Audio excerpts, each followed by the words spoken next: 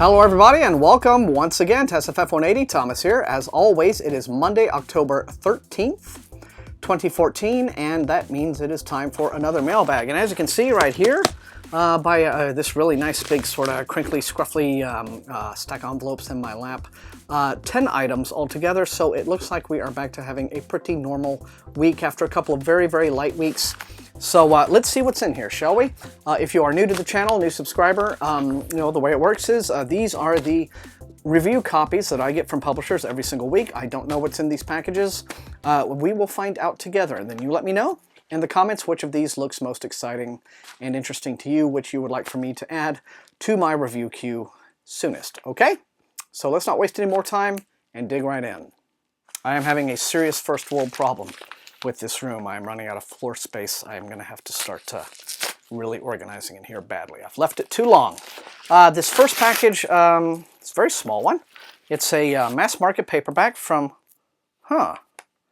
okay, from Avon, which I guess is a Harper imprint. And I can tell you right now, this is something that I'm probably not going to cover because it says right here on the spine, paranormal romance, which means I don't do this sort of thing, but it will be of interest to some of you probably because the author is Ilona Andrews, which is the husband and wife team of Andrew and Ilona Gordon, actually, and it's called Burn For Me, and it's the launch of a scorching hot, not just average hot, not just lukewarm, not just we put it in the microwave for a couple of minutes, scorching hot. Your genitals will be like napalm when you read this thing. Okay, it's called Burn For Me anyway. It's the first thing, and apparently a series called Hidden Legacy, paranormal romance. Not for me, but maybe it's for you. Enjoy. I mean, maybe there's some really hot boning in here. I don't know. Maybe I've missed it. It's just, I saw him, my heart skipped a beat. He had a sturdy, chiseled jaw, strong nose, and a square forehead. It's a square head? Oh well. Okay, and this is from Tor, my friends at Tor. Hello, friends at Tor. Okay, this is one that took a little bit of time to make its way to me. It's already out in stores, but this is the new Malazan novel by Ian Esselmont. It's called A Sail. Now, as some of you may, of course, be very, very familiar with Stephen Erickson's Malazan Book of the Fallen series, a massive 10-volume series of like ridiculous doorstopper tomes. But some of you may not be aware that Erickson co-created the Malazan world with this buddy of his, Ian Esselmont. When they were in college, they actually created the universe to game in it. And they both swore to each other that, you know, when we grow up, we're going to go and write novels in this universe. And Stephen Erickson was first out of the gate, but Ian Esselmont is now just chugging his out. And to be honest with you, my personal favorite so far, I haven't read the entirety of Erickson's series, but my favorite Malazan novel that I've read yet is A Night of Knives, which is one of Esselmont's books. But still, it's an amazingly intricate universe, and this is the latest volume. Tens of thousands of years of ice is melting, it says, and the land of a sail, long a byword for menace and inaccessibility, is at last yielding its secrets. Legends of gold, discovered in the region's north, circulate in every waterfront dive and sailor's tavern, and now explorers and fortune seekers have set sail in search of riches. Legends and garbled tales of the danger are their only guide, uncertain of hostile coasts, fields of ice, impassable barriers, and strange, terrifying creatures that await them. So this sounds like just a good old quest novel.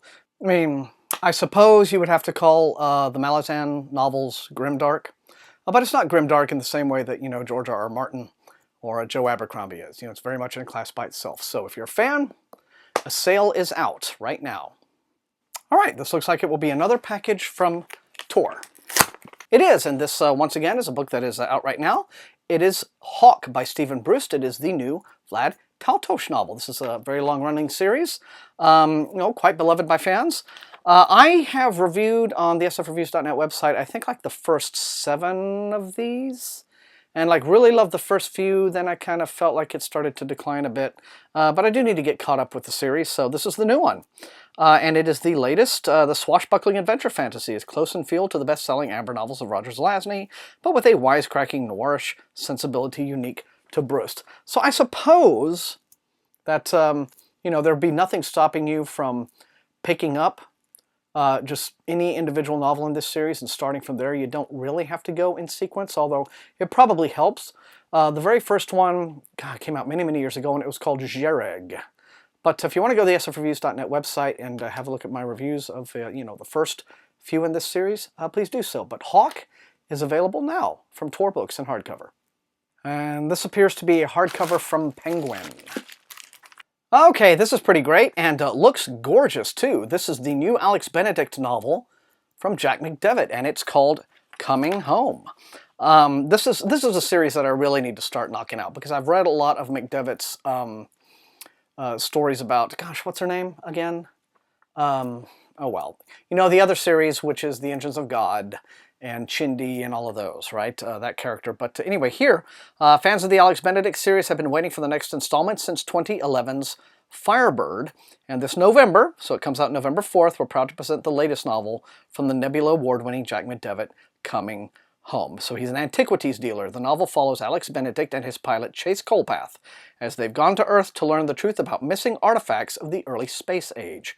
But the trail seems to have gone cold, with the artifacts lost to the rising oceans and widespread turmoil. Back home, the Capella, the interstellar transport that vanished 11 years earlier in a time and space warp, is expected to reappear. And so I'm sure there'll be plot complications aplenty, but yeah, this is the kind of sort of hard SF/space opera that I really, really do enjoy. And, you know, Jack at his best is absolutely wonderful. I've only really disliked one book of his I read. But that was an interesting experience. He and I had a nice email exchange about it. But most of the time, I thoroughly rely on this guy to turn in a terrific adventure. So here we go. Coming Home. It is out from hardcover from Ace in November 4th. Okay, and here's a package from Pyre. Okay, so this is the arc of a book called Originator. It is the latest in a kind of military science fiction series by Joel Shepard, Cassandra Kresnov's series. I've heard kind of mixed things about these books from folks, but generally positive. As we are several books into the series right now, I'm not going to read this synopsis because it sounds like it's full of spoilery stuff. But anyway, the idea, I'll just read some blurbs. The whole idea is that this is described as Robert Ludlum meets Elizabeth Moon in this classic military SF adventure. As Publishers Weekly said that. It says, they're fast-paced stories of intrigue and adventure set against galactic politics, with particular appeal to readers of high-tech SF and cyberpunk. So that's the kind of series that this is. And so this particular installment, Originator, comes out January 6th from Pyre. So here we are, Originator by Joel Shepard. Okay, this is a new novel by Tanya Huff. It's called The Future Falls, and it is the third in a series that began with The Enchantment Emporium and The Wild Ways. Now, I do have both of those books, so if you'd like me to undertake this series, let me know. But let me just give you an idea of what this one is about. Yeah, the Enchantment Emporium series. It says, when Auntie Catherine warns Wild Power Charlotte Charlie Gale of an approaching asteroid, Charlie is reluctant to share this news with the family. But when NASA and Doomsday Dan confirm that a giant asteroid will strike the planet in 21 months, Charlie knows she'll have to turn to the family to help. The Gales are going to need more than pie to save the world from an incoming asteroid, but together there isn't anything they can't deal with, except possibly each other. So as you can see, tongue is rather firmly in cheek here. But Publishers Weekly describes this series as, with geeky in-jokes, dynamic leads, convincing romantic complications, and a threat that is both unusual and wonderfully convincing, it's an enchanting example of contemporary urban fantasy. So, so we'll see. I mean, if this kind of UF sounds interesting to you, let me know. But this is The Future Falls by Tanya Huff, and it is released... When is it released? Okay, November 4th from DAW. Okay, everybody, I know a lot of us love Sharon Shin, and this is called The Turning Season. It is the latest in her Shifting Circle series of novels. Let's see, an enthralling mystery with compelling, gritty characters, it says. Sharon Shin is known for blurring the lines between fantasy and romance, as well as science fiction and reality in her award-winning novels. The Turning Season, which is also out November 4th, is another wonderful contemporary fantasy from Sharon Shin that deals with her signature issues of love, loyalty, and trust, and fans of all genres will not want to miss it. And then it gives us a little bit of the previous installment, which I don't want to read you. And then it says, in the Turning Season, we're introduced to Kara Dell, a shapeshifter who has no control over the timing or form she turns into, so shapeshifters being the key characters in this series. Even though she's built a safe life as a rural veterinarian in a tight-knit community of shifter and human friends, she can't help but wish for a chance at being normal. Well, what happens to complicate her life? Let's find out. Comfort never lasts, and her ordinary life, it says, is threatened when a murder occurs, and soon Cara Dell and her friends are involved in uncovering the killer before anyone else dies. So you have shapeshifters, kind of urban fantasy, but more maybe like in kind of a small-town Twin Peaksy sort of environment, and they're murder mysteries. So there we go. Pretty nice week shaping up to be. Okay, and now we have another paperback mass market, feels like, from HarperCollins. Let's see what this is. Well, it's not quite a mass market, but it is a novel by Richard Kadrey, who is best known for the Sandman Slim series. This is called Metrophage, and it tells me that it is a cult classic dystopian tale long out of print. Now available as a signed limited edition hardcover, even though this is not hardcover. But yeah, this apparently came out many, many years ago. It's been out of print for many years and is now back. So it says, the novel speaks to Kadrey's long-standing skill as a master of the speculative fiction craft. Let's see. Well, hell's it about? Come on. In a future not far from our own, Los Angeles has stratified even further. Pockets of wealth and influence seclude themselves behind bars, surrounded by vast territories where anything goes.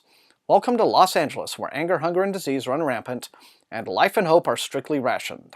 This is Johnny's world. He's a streetwise hustler, a black market dealer in drugs that heal the body and cool the mind. All he cares about is his own survival until a strange plague turns LA into a city of death, and Johnny is forced to put everything on the line to find the cure if it can be found. Okay, you know, sounds a bit cliche, but, you know, considering when it originally came out, you know, it may have been quite the thing back in, what was it? Okay, it says 1988 was the original publication date for this. So, so there you go. If you want a little bit of old school dystopian cyberpunk brought back, here we are, Richard Kadrey's Metrophage.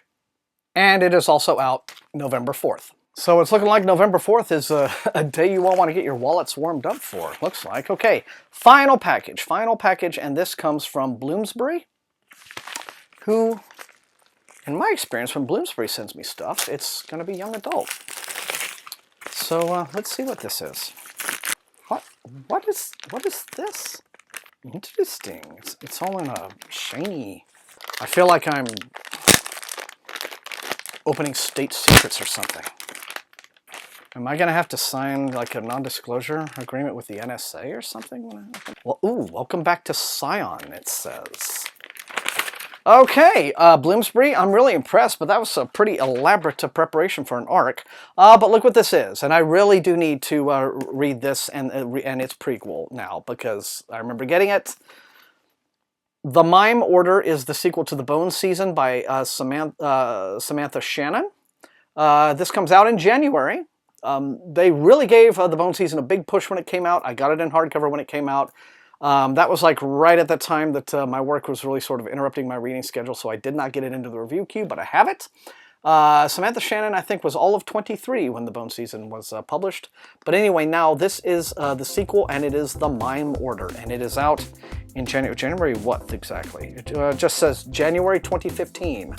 Okay, well, that was a pretty exciting week, if I do say so.